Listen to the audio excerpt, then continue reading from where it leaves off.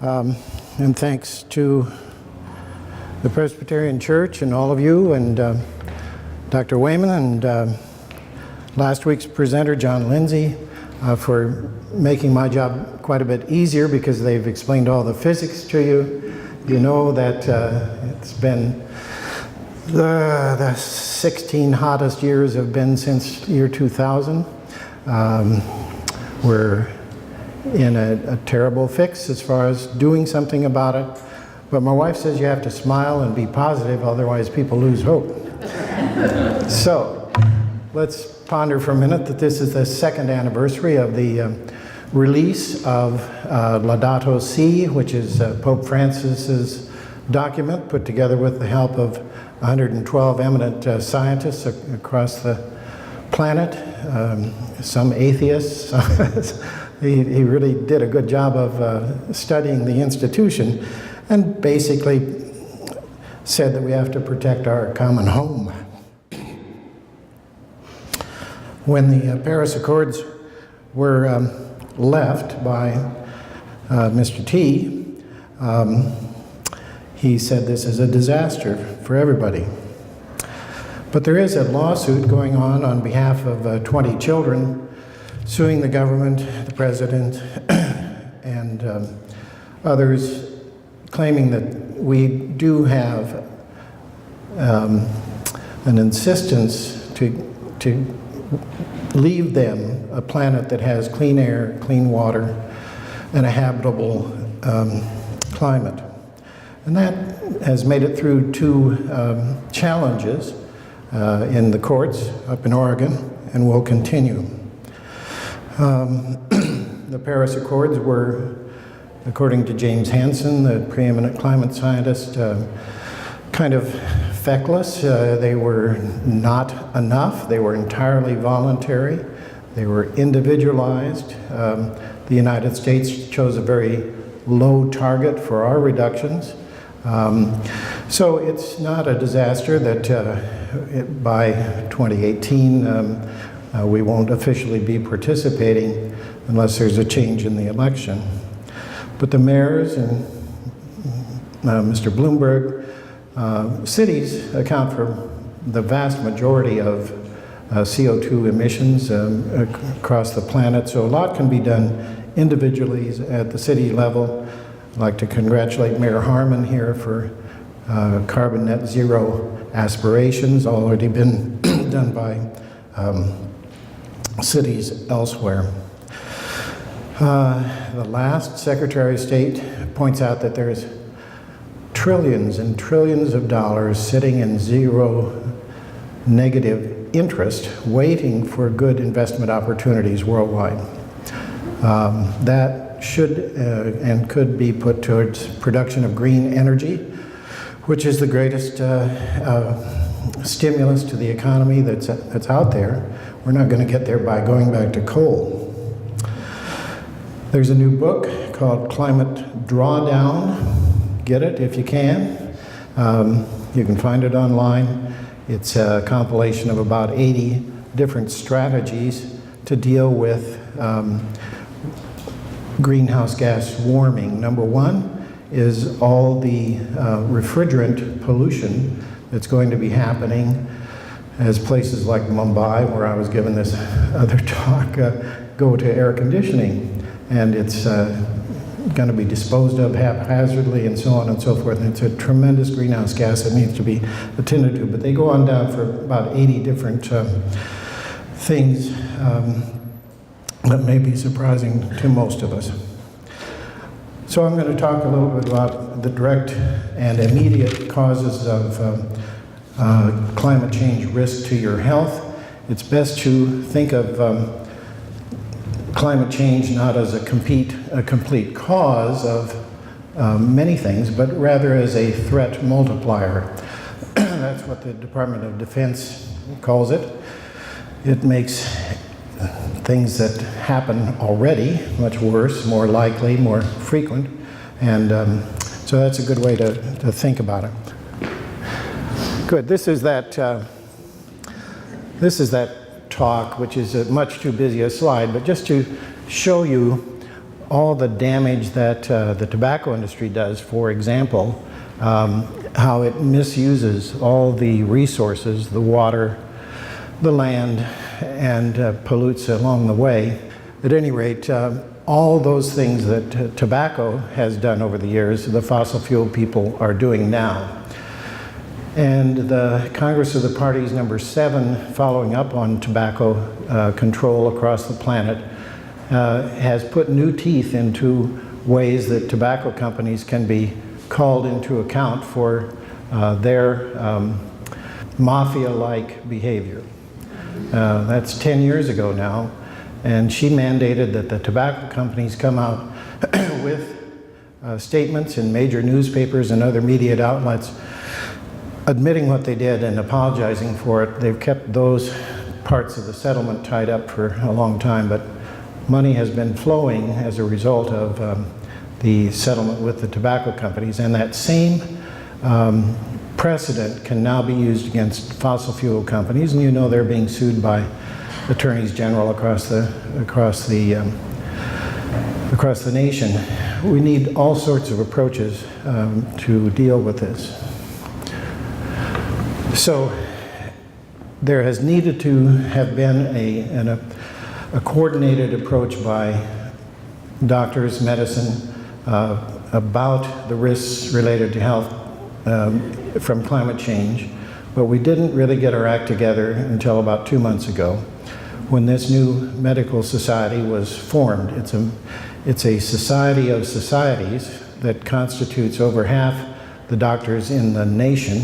We came out with this about the same time that the New England Journal of Medicine and the American Medical Association Journal each published strong editorials endorsing needed attention and research in this regard and action.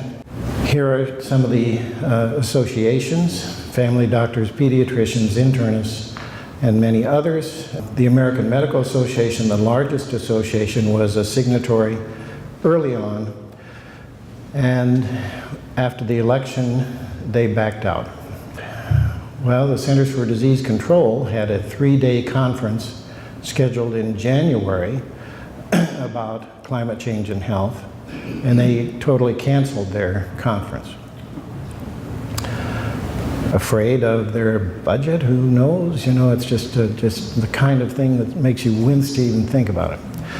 Well, luckily, Harvard, the University of Washington, Jimmy Carter, the American Public Health Association, and Al Gore came up with a new conference, which was held in February in Atlanta at the Carter Center, and they crammed much of what was going to be 3 days into one really packed day there.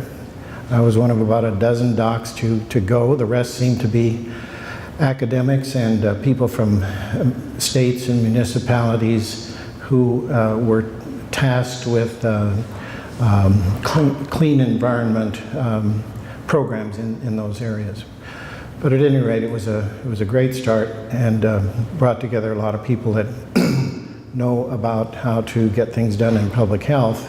So people understand about climate change, but they think about it as a polar bear on an ice floe somewhere, not really affecting you today. It's a little easier on days like this when it's really hot out and we're setting new heat records here. New heat records have been set all over the planet at a terribly increasing pace, much more than cold records, which used to be about equal with new heat and new cold records. As the public understand that climate change is a threat, but we don't see it as an immediate threat. Well, maybe 30% of people do. Scientific consensus about human caused. You've heard the thing about 97% of climate scientists agree on that. In fact, the latest literature review over the past 2 to 4 years shows that 99% of all the published peer-reviewed reports agree that yes, there are other factors, but it's being driven by anthropogenic causes our burning of fossil fuels by land. So very important to understand that there's really no debate. There aren't any other sources of facts, real or alternative, that it can explain this. So harming health now, and if you compare doctors' opinions versus the general public, they're twice as likely to say that things are happening now that are deleterious to human health now, and that it's urgent and important. The other way to look at it is that public health officials, although their voices are always muted because they're under the control of politicians at every level, are not as active as they should be about speaking out about this whole thing. The Sierra Vista Hospital staff had a choice of what they wanted to have for their program for their annual meeting in December, and with a little guidance they chose climate change and health, things like the emerging issue of Zika, for example, here, a totally new kind of a threat to human health that can be transmitted by sex, can be something that you're carrying around and you didn't even know that you acquired the disease. It's causing terrible birth defects, 5,000 in Brazil, 92 in the United States so far, in 44 different states. So we all need to kind of wake up to this. Our county voted down a tax levy that would be really a pittance back in 08 or 09. That took away whatever money the county had. There was a little budget crunch right then, you remember, and took away that money. And so ever since then, they really haven't had anything to spend. I made 3 trips to the Board of Supervisors last year saying, wake up. Well, they gave $50,000, which is, you know, Santa Barbara County has $1 million. Orange County has $3 million to do their mosquito surveillance, trapping, abatement, and so on and so forth. So, who are most at risk? A recurring theme: the elderly, the weak, the disabled, children, pregnant women, and people with limited resources.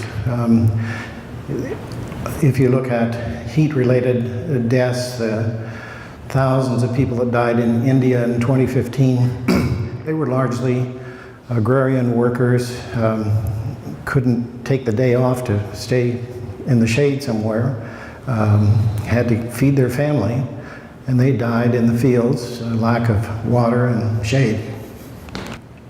So unless we take action, we're going to see this whole scenario mount up.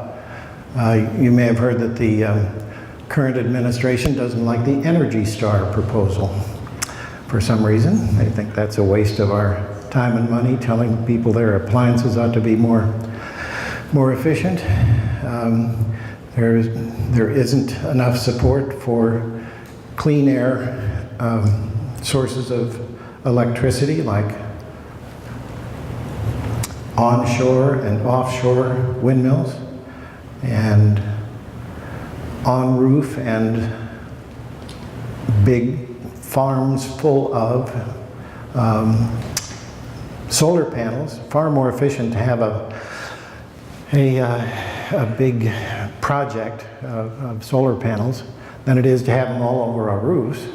But maybe Elon Musk is right. We can get shingles that work like photovoltaic generators, and that will work out for us. But we just don't have a coordinated approach from government, and that's politics and money at its worst.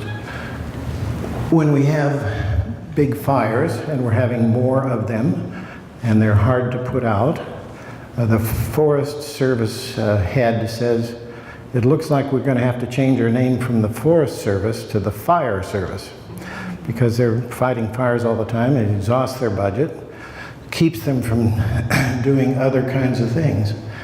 Well, So what happens when there's drought and extra heat, the roots don't get enough water, the trees get dry, then they're susceptible to the bark beetle and others, and they just go up like tinder.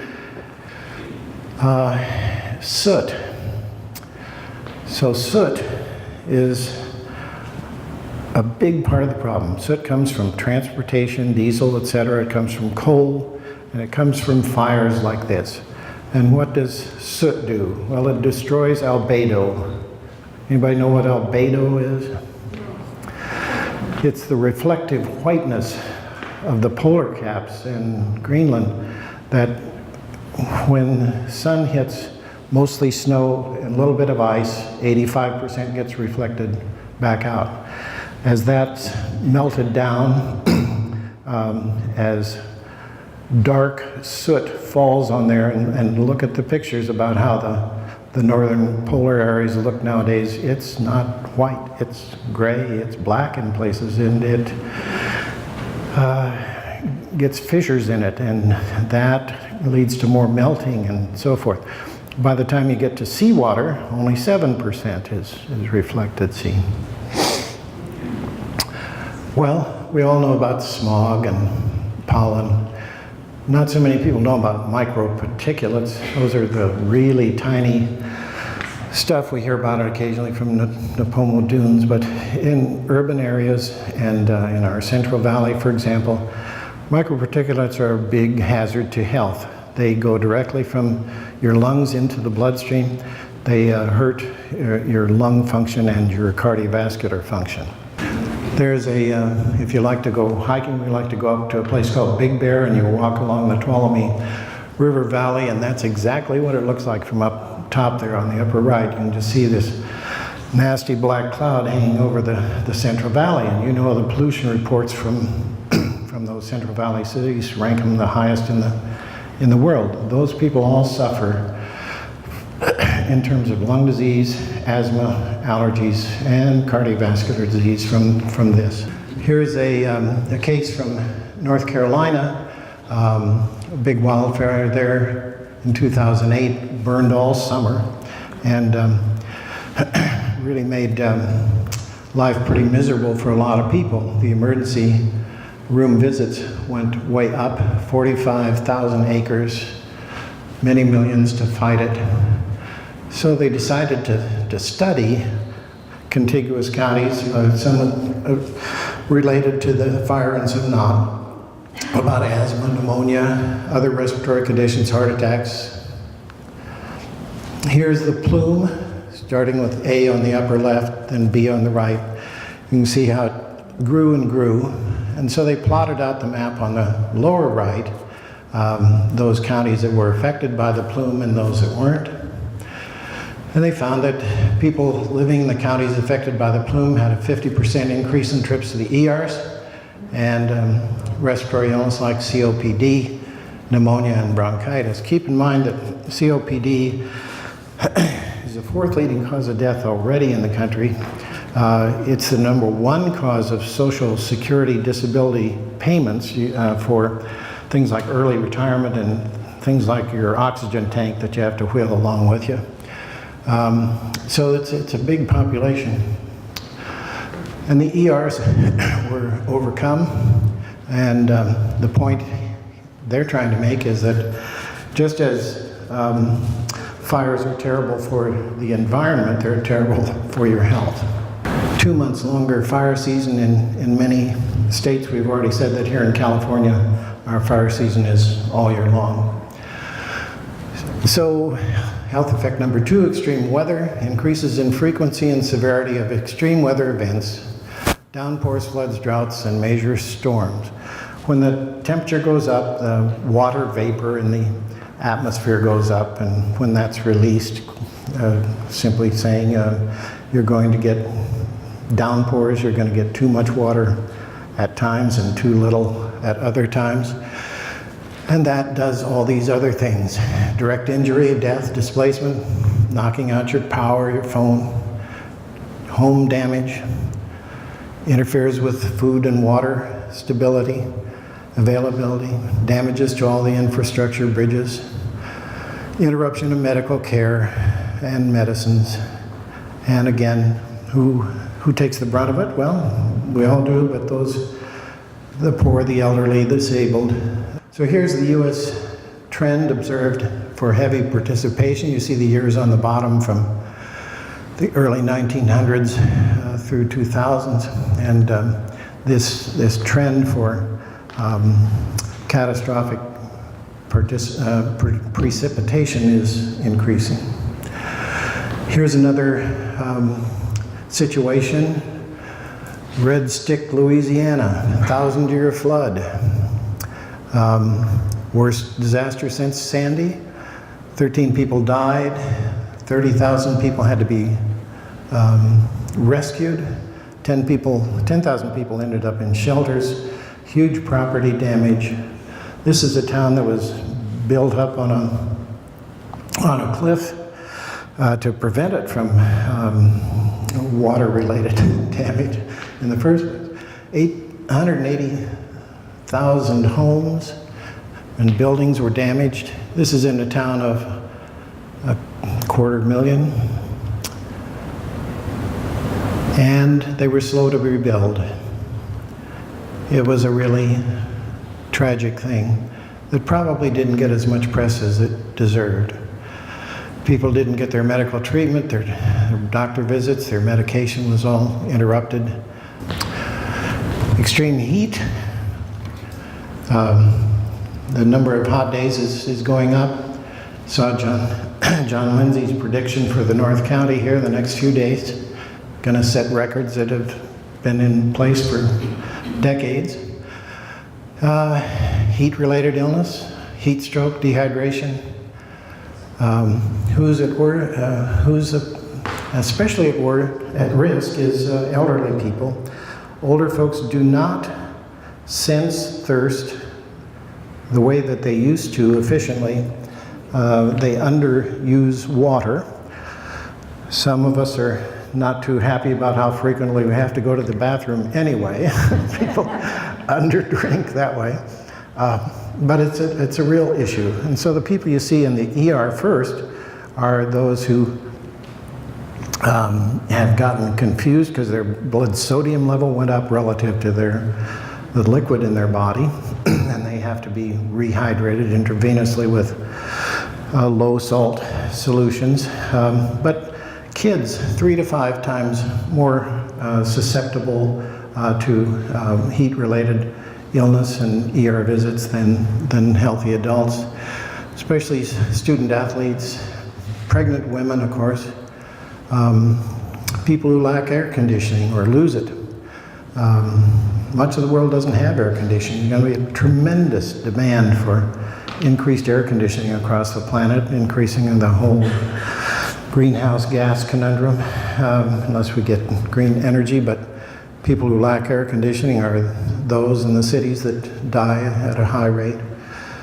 And if you already have heart or lung disease, psychiatric illness, many of the psych drugs interfere with your sweating. Anticholinergic medications. 1/4 of the prisoners out at CMC are on medicines like this, so when the temperature goes up, they have to lock them down. They can't go outside, they have to stay in the shade and indoors and not let their temperatures rise, or they'll get heat stroke or worse. Amputations is another thing of interest. There's a unit at Cal Poly that helps build prosthetics for amputees from our wars. They also help first responders and a few other categories, but these are people with multiple amputations many times, and they have trouble cooling their bodies. You know, you wouldn't wear gloves when it's hot out, and you tend to wear sandals and things like that. The extremities are a very important place where you dissipate heat. So now they're having to make prosthetics that have a cooling capacity in them. Think about that. So this is a pediatrician whose son collapsed when the heat index got up to 120. Now that's a rare event, you know, heat indexes are rather subjective. They're what you feel like the temperature is when the combination of heat and humidity is high. So I don't have the video here, but it's basically a mom who's also a pediatrician who was talking about that young man's collapse and so forth. Kids aren't necessarily sensible about the clothes they wear. They wear heavy clothes that they think look good on them and things like that in inappropriate times. Watch your kids, make sure they dress appropriately, and keep drinking water. This is a child who wasn't so lucky. We had a guy on our football team back in high school who lost almost 20 pounds of fluid in the first couple days of August football season. And that's what happens. And the coaches back then used to say, oh, don't drink too much water, that'll hurt you. He got kidney failure and pulmonary edema. Pulmonary edema can kill you right now, water on the lungs. He got dialyzed and lived. Young children don't regulate their body temperature, they're outdoors more, and their ER visits are going up by a third. Children and adolescents, watch out for them. Heat illness, leading cause of death and disability in lung athletes. 9,000 go to the ER every year for heat-related illness. Young men make up a third of all heat-related ER visits in the US. And football is more commonly the cause than all the other high school sports combined. Heavy clothes, early practice in the heat of the summer, that sort of thing, and a mindset that is not always good to staying hydrated and getting out of the sun. So here's Lyme disease, increasing 3 to 4 times what it used to be, increasing its place where it's commonly found. You know, it started in the New England area. Lyme is the name of the town in Connecticut where it was originally described. It's a little thing about the size of a sesame seed, black-legged tick. We have them here. We have them in the Midwest. Their range is increasing. As days are hotter and longer, their time to be active increases, and so you can be bitten and not know it. It's a real issue, and here's a little bit more about it. Up 30% Lyme disease. The dengue fever, West Nile virus thrive in similar conditions, and they're spreading. Anyone can be harmed, but people who are outdoors are more likely to be so. The Aedes mosquitoes that spread yellow fever and spread Zika kind of like to be indoors some of the time, and they're not necessarily just active at night. This fellow is the immediate past president now of the American College of Physicians. That's the internist group that I belong to. And you can see that they're seeing a whole lot more in Rhode Island of Lyme disease than they used to. We don't want people to be overly scared of Lyme disease. There's a lot of concern out there about Lyme, but it is real, it's increasing, and it's in new places. So other impacts, contaminated food and water.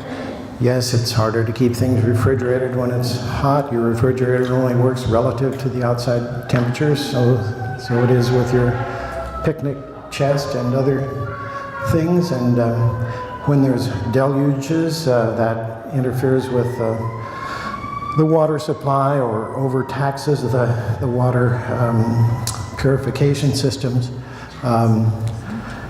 Food production is imperiled by too much water as it is with the droughts. And so these are all new challenges. And again, this business about your well-being and your mental health, if things aren't right in your environment, it's all too easy to get down and hopeless. My favorite example is Syria.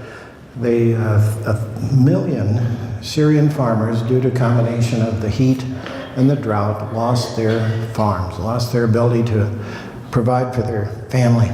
Alcohol and drug abuse come along with disaster and despair and disaffection. Children separated from their parents, either their illnesses or their schools were disrupted. So, 1 in 3 Americans, we said, are concerned about right now with climate change, but the doctors are twice that, and we're trying to say something needs to be done about it. Here's a map of the relative risks of these things. It's too small to see the writing there, but you see that it's all across the country. Alaska, for example, doesn't have any indications that mosquito spread diseases are there, but you all probably know what the state bird of Alaska is, and as that increases the heat, the Alaskans really do notice climate change. They notice it. They're ambivalent about it because it's nice to be a little warmer sometimes, but things are changing up there, and all these things are possibly going to be worse. So what can we do?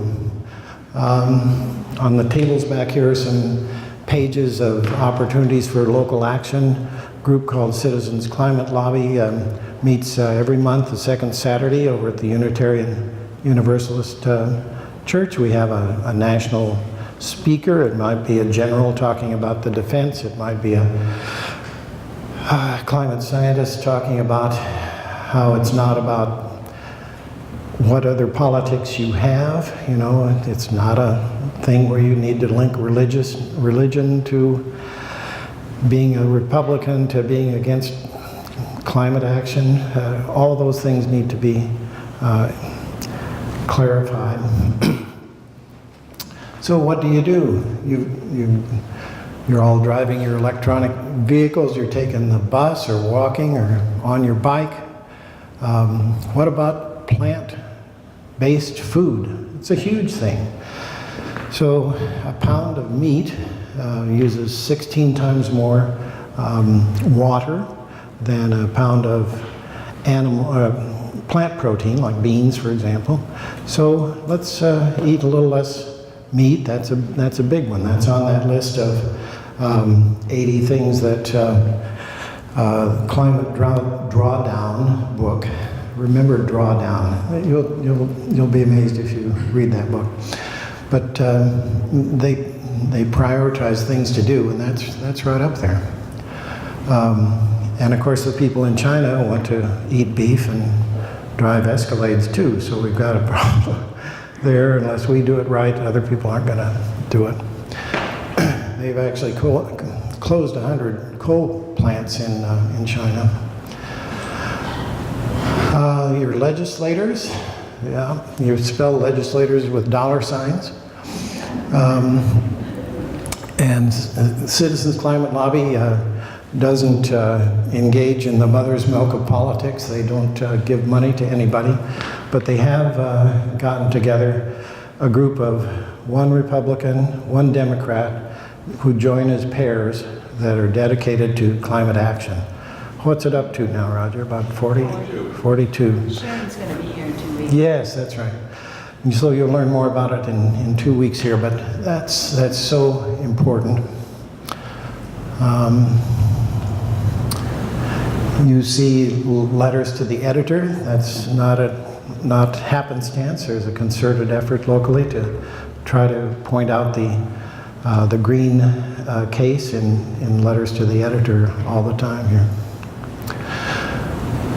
So, clean renewable energy, yes, it's growing. It's far, far greater than coal could ever be, and it needs to be a lot more. And we need to support it politically as well as in our personal lives. Mediterranean diets, we all try to eat the Mediterranean diet, it's healthier. Every one of those high water content foods are more difficult in an environment that is hotter, drier, and irregularly irrigated and watered. So we're in a town that pays attention to bicycle transportation and bus transportation, but all too often that isn't the case. We need to do a lot more with aviation and with maritime releases. Shipping is the way most stuff gets around the planet still, and was not included in the Paris Accords, neither was aviation. So both the planes and the big boats need to have their own rules tightened up. The aviation people have, the maritime people are working on it. They need to be much more efficient. So, just kind of summarizing here, trees and greenery really do make a difference in terms of your local environment, and we need to protect trees. I notice there are a lot of trees coming down around the city of San Luis Obispo if you track any of Alan Cooper's writings. And is that necessary? Probably not. Clean energy, less soot, improved albedo, less pollution, healthier air.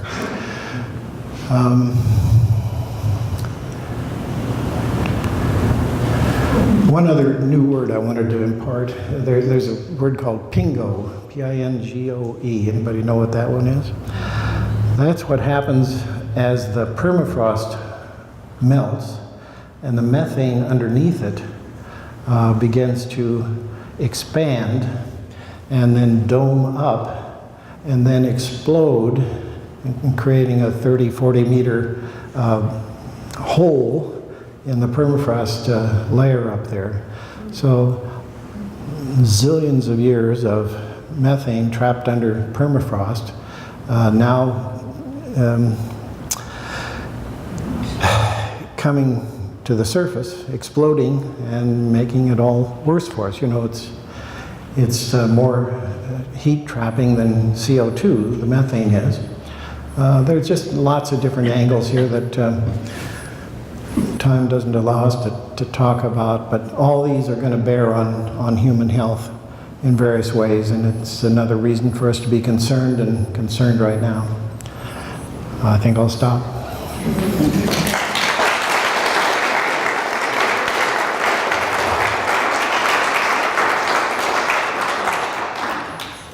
Any questions?